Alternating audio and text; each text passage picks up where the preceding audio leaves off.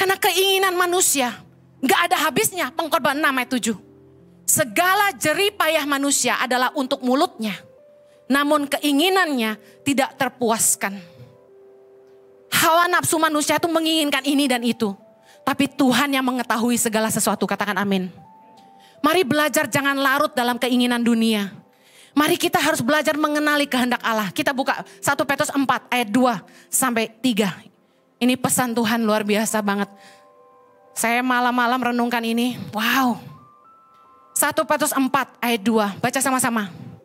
Supaya waktu yang sisa jangan kamu pergunakan menurut keinginan manusia, tetapi menurut kehendak Allah. Ayat 3. Sebab telah cukup banyak waktu kamu pergunakan untuk melakukan kehendak orang-orang yang tidak mengenal Allah. Kamu telah hidup dalam rupa-rupa hawa nafsu, keinginan, kemabukan, pesta pora, perjamuan minum, dan penyembahan berhala yang terlarang. Lihat baik, Tuhan mau kita di akhir zaman ini, yuk jangan lagi hidup menurut keinginan manusia yang gak ada habisnya. Kita ini masih di dalam daging, keinginan kita banyak. Mobil baru, rumah besar, harta melimpah, istri cantik, suami ganteng, barang branded. Pikirin aja, sebenarnya yang bikin kita susah itu keinginan kita. Kalau bicara kebutuhan kita gak kurang makan, gak kurang minum, gak kurang pakai, setuju? Tuhan pelihara kita, karena Dia Bapa yang setia, Dia Bapa yang baik. Tapi yang bikin kita gak bersyukur dan selalu bilang Tuhan gak jawab doa adalah keinginan kita. Yang gak ada habisnya. Mari belajar jangan mempergunakan hidup kita lagi untuk keinginan manusia, tapi menurut kehendak Allah. Jangan terus mengikuti hawa nafsu ini dan itu, keinginan dunia. Mari belajar cari kehendak Allah. Kalau Tuhan gak jawab doa kita, percayalah sesungguhnya Tuhan tahu yang terbaik buat kita.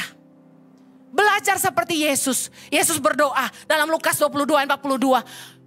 Tetapi bukanlah kehendakku, melainkan kehendakmu yang terjadi. Kita belajar bagaimana Yesus itu waktu dia berdoa.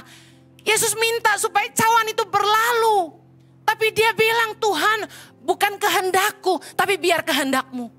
Yesus belajar menyerahkan keinginannya kepada Bapa. Padahal dia sangat ketakutan. Theologically mengatakan sebelum disalib.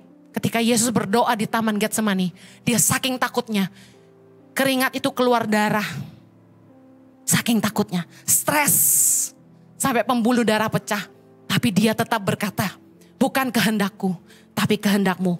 Matius 6 dalam doa Bapa kami, Yesus mengajarkan apa kepada kita? Ayat 9, Bapa kami yang di sorga, dikuduskanlah namamu, datanglah kerajaanmu. Sama-sama, jadilah kehendakmu di bumi seperti di sorga. Kita boleh doa minta apa saja. Tetapi apakah keinginanmu align, sejalan dengan kehendak Bapa? Mari belajar menyerahkan kehendak kita kepada Bapa. Ibadah Gereja Impact Community Indonesia ada di setiap minggu jam 8 pagi, jam 10, jam 12 siang, jam 3 sore, dan jam 5 sore. Setiap ibadah disertai ibadah anak atau Impact Kids dan ibadah remaja.